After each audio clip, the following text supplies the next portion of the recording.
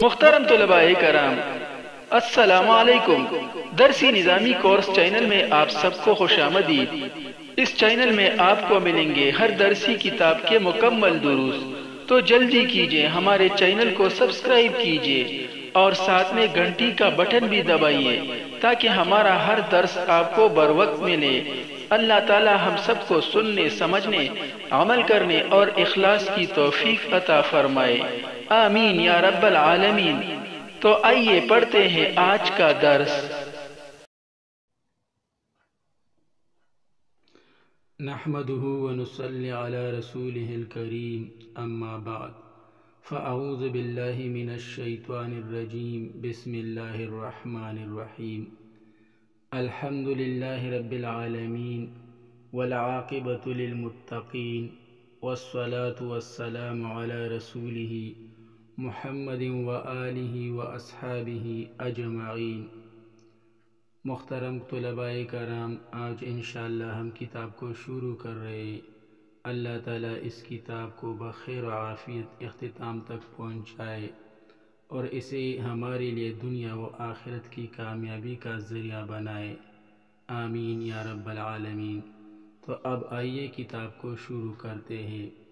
الحمدللہ، تمام تعریفیں اللہ تعالیٰ کے لیے ہے۔ الحمدللہ، تمام تعریفیں اللہ تعالیٰ کے لیے ہے، رب العالمین، جو تمام مخلوقات کا پالنے والا ہے۔ اس اللہ تعالیٰ کی تمام تعریفیں ہیں جو تمام مخلوقات کا پالنے والا ہے۔ والعاقبۃ للمتقین، اور انجام پرہیزگاروں کے لیے ہے۔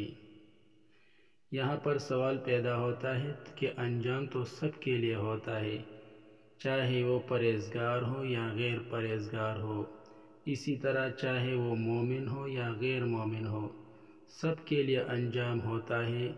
مثلا اگر کوئی مومن ہے تو اس کا انجام یہ ہے کہ وہ جنت میں جائے گا، اور اگر کوئی کافر ہے، غیر مومن ہے، تو وہ جہنم میں جائے گا۔ اسی طرح اگر کوئی غیر پرہیزگار ہے اور مومن ہے تو اس کا بھی یہ انجام ہے کہ اگر اللہ تعالیٰ نے چاہا تو اسے معاف کر دے گا، ورنہ اسے سزا دے گا۔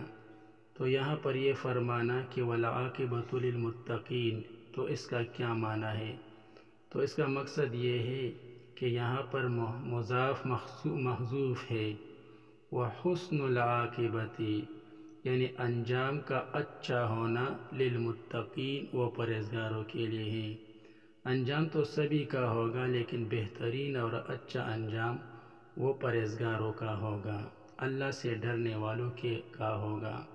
والصلاۃ، اور درود ہو، والسلام، اور سلامتی ہو، علی رسولہ، اس کے رسول پر، یعنی اللہ تعالیٰ کے رسول پر، محمد، جس کا نام محمد صلی اللہ علیہ وآلہ وسلم ہے، وآلہ، اور اس کے آل پر، یعنی اس کے اولاد پر یا اس کے اتباع پر، جو اس کے راہ چلنے والے ہیں، جو اس کے پیروی کرنے والے ہیں، نبی صلی اللہ علیہ وآلہ وسلم کے جو پیروی کرنے والے ہیں، ان پر درود و سلامتی ہو۔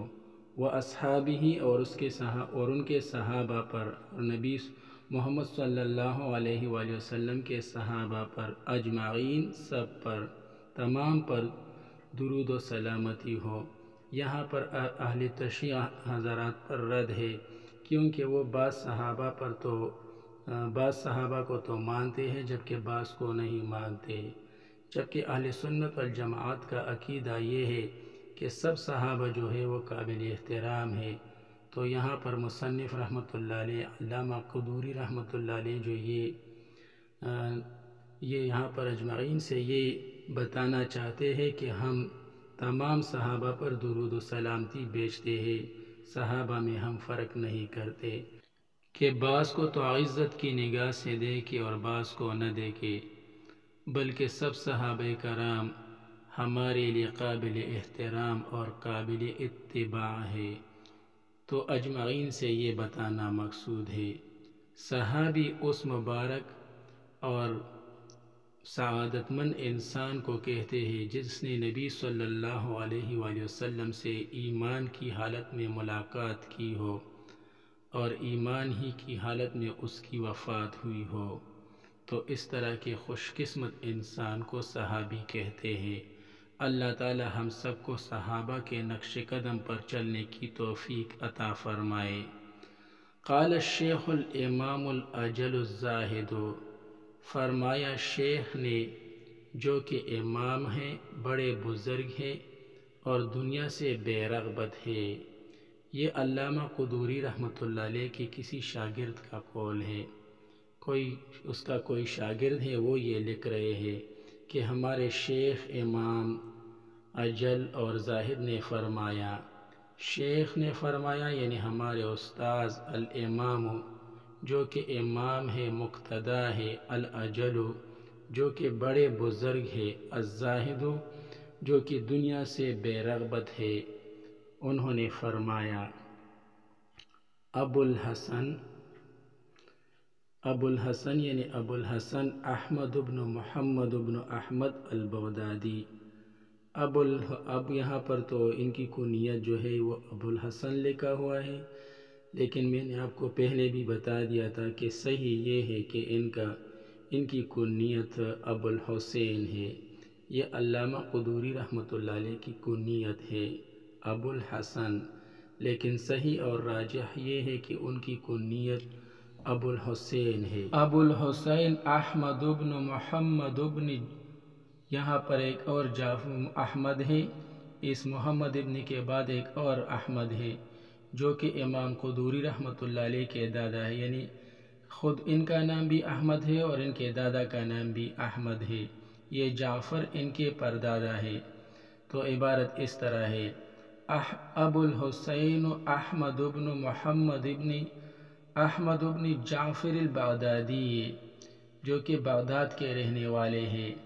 احمد ان کا اپنا نام ہے، محمد والد کا نام ہے، اور پھر جعفر سے پہلے جو احمد ہے وہ ان کے دادا ہے، اور جعفر یہ ان کے پردادا ہے۔ البغدادی بغداد کی طرف نسبت ہے کیونکہ آپ بغداد میں پیدا ہوئے۔